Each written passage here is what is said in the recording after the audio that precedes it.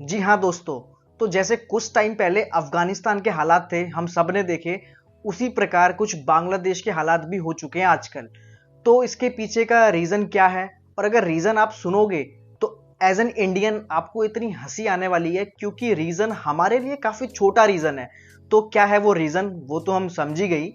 साथ के साथ हम बांग्लादेश के बारे में थोड़ी बहुत नॉलेज भी लेंगे, और ये भी जानेंगे कि क्यों वहां की प्राइम मिनिस्टर शेख हसीना को रेजिग्नेशन देना पड़ा और अपना देश छोड़ के जाना पड़ा है, जो कि न्यूज आ रही है। तो इसके पीछे सिर्फ एक स्टूडेंट प्रोटेस्ट था, और कैसे ये प्रोटेस्ट इतना बड़ा बन गया, तो इसको समझते हैं जल्दी से।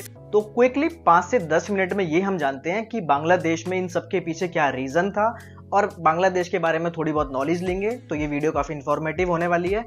तो चलिए शुरू करते हैं। और हाँ, शुरू करने से पहले यार आपने सब्सक्राइब नहीं किया चैनल, तो ऐसी इंफॉर्मेटिव वीडियोस आती रहती है, तो सब्सक्राइब कर देना। वीडियो पसंद आए तो लाइक करना और शेयर भी करना।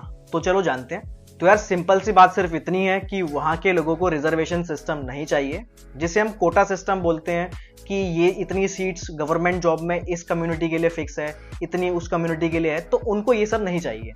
पहली बात जरा सा आपको ब्रीफ में बता दूं, वहां की जो डेमोग्राफी है, जैसे हमें पता है कि इंडिया पाकिस्तान जब ये अलग हुए थे तो ये धर्म के आधार पर अलग हुए थे, कि भाई रिलीजन बेस्ड है, तो जिसको जाना है वो जाओ, ऐसे ऐसे करके। तो फिर जो बांग्लादेश बना वो पाकिस्तान का एक पार्ट था, ईस्ट पाकिस्तान था, तो मुस्लिम मेजोरिटी तो होनी है। तो वहां पे 90% मुस्लिम्स है, 8 से 9% हिंदुइज्म को फॉलो करते हैं, और 1% वो क्रिश्चियन एंड बुद्धिज्म है। तो ये है वहां की डेमोग्राफी। अब होता क्या है कि बात है 1972 की, जब वहां के जो पीएम थे शेख मुजीबुर रहमान, जो कि अभी जो करंट वहां के पीएम है, ऑल्दो उन्होंने इस्तीफा दे दिया है, उनके फादर थे, उनके पिताजी थे वो। तो उन्होंने क्या किया कि उन्होंने कहा यार देखो, तो जिन सोल्जर्स ने हमारे लिए इतना कंट्रीब्यूशन किया है, जिसने आज़ादी में हमारा साथ दिया है, उनकी फैमिलीज को एक कोटा मिलना चाहिए गवर्नमेंट जॉब्स में, बिकॉज उन्होंने अपनी जिंदगी खोई है।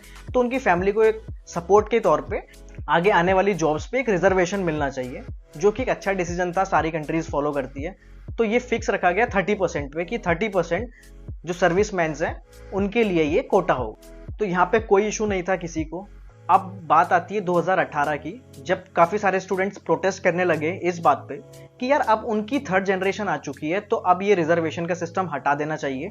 क्योंकि हुआ क्या था वहां पे कि जो रिजर्वेशन के अलावा जो मेरिट बेस्ड सीट्स थी वो सिर्फ 44% थी, तो जो बाकी सारा रिजर्वेशन था वो 30% जा रहा था मिलिट्री वालों की फैमिलीज को, और 10% वुमेन्स को, और बाकी फिजिकली हैंडीकैप्ड इन सबको। तो मेरिट बेस्ड सीट्स जो थी वो सिर्फ 44% थी। तो उन्होंने कहा कि ये सब हटना चाहिए, हमें रिजर्वेशन नहीं चाहिए। काफी प्रोटेस्ट हुआ था 2018 में, तो गवर्नमेंट मान गई, उन्होंने ये हटा दिया। ठीक है, अब जिसके अगेंस्ट ये डिसीजन था वो कोर्ट तो पहुंचेगा, तो वो लोग पहुंच गए कोर्ट। कोर्ट मीन्स वहां के हाई कोर्ट। तो यार वहां हाई कोर्ट क्यों पहुंचे, तो ये थोड़ा सा मैं आपको बता दूं कि जैसे हमारे यहाँ चलती है जुडिशियरी सिस्टम, कि डिस्ट्रिक्ट कोर्ट्स, फिर हाई कोर्ट, फिर सुप्रीम कोर्ट। तो हमारे यहाँ क्या होता है कि बहुत सारे डिस्ट्रिक्ट कोर्ट्स हैं, फिर हर एक स्टेट का एक हाई कोर्ट है, वो उनको सुपरवाइज करता है डिस्ट्रिक्ट कोर्ट को, और फिर टॉप में सुप्रीम कोर्ट तो है ही। वहां क्या होता है कि डिस्ट्रिक्ट कोर्ट्स है, फिर हाई कोर्ट है जो कि सिर्फ एक है, सारे डिस्ट्रिक्ट कोर्ट्स को देख रहा है, और फिर उनके ऊपर सुप्रीम कोर्ट है, जो कि हाई कोर्ट जो उनका है वो सुप्रीम कोर्ट की एक ब्रांच है, एक तरीके से एक बेंच मान सकते हो आप, कि सुप्रीम कोर्ट की एक बेंच को हाई कोर्ट बोल रखा है, और वो देखता है। अपील जाती है सुप्रीम कोर्ट वालों के पास, लेकिन वो सिर्फ एक ब्रांच है, तो वहां सिर्फ एक ही हाई कोर्ट है। तो ऐसा क्यों है, क्योंकि वहां सिर्फ 64 जिले हैं, और हमारे यहाँ आपको पता है कि 800 से ज्यादा जिले हैं। तो इसलिए हमें हर एक हाई कोर्ट अलग अलग चाहिए, और उनका सिर्फ एक ही हाई कोर्ट से काम हो जाता है। ठीक है, ये हमने समझ लिया। तो वो लोग पहुंचे थे हाई कोर्ट में, उन्होंने कहा कि देखो हमारा जो है ना रिजर्वेशन इन्होंने हटा दिया है। तो हाई कोर्ट उनकी बात सुनता रहा 2018 से, और हाई कोर्ट ने डिसीजन दिया अभी लास्ट मंथ 1 जुलाई 2024 को। हाई कोर्ट ये बोलता है कि भाई जो 30% रिजर्वेशन हमने मिलिट्री मैंस की फैमिली के लिए रखा था वो एज इट इज चलता रहेगा, उसे रीइंस्टेट कर दिया, हाई कोर्ट वापस ले आया। अब यहां से प्रोटेस्ट शुरू हो गया कि भाई हमें तो ऐसा चाहिए नहीं। तो ये प्रोटेस्ट अब ऑपोजिशन पार्टीज ने भी इसे बैक किया, सपोर्ट किया, और ये प्रोटेस्ट अब काफी बड़ा हो चुका है। तो पहले वहां की गवर्नमेंट ने मना किया कि हम इसको वापस नहीं लेंगे, लेकिन फिर उन्होंने भी सुप्रीम कोर्ट में अपील करी। सुप्रीम कोर्ट ने हाई कोर्ट के डिसीजन पे स्टे लगा दिया कि नहीं, अभी रिजर्वेशन वापस नहीं आएगा, लेकिन फिर भी प्रोटेस्टर्स माने नहीं।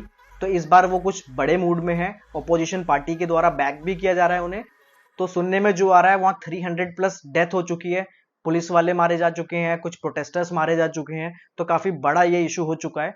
ऑल्दो इंडिया का इसमें पॉइंट सिर्फ ये है कि इंडिया ने कहा ये बांग्लादेश का भी इंटरनल मैटर है, तो हम इसमें कोई भी हस्तक्षेप नहीं करना चाहते हैं।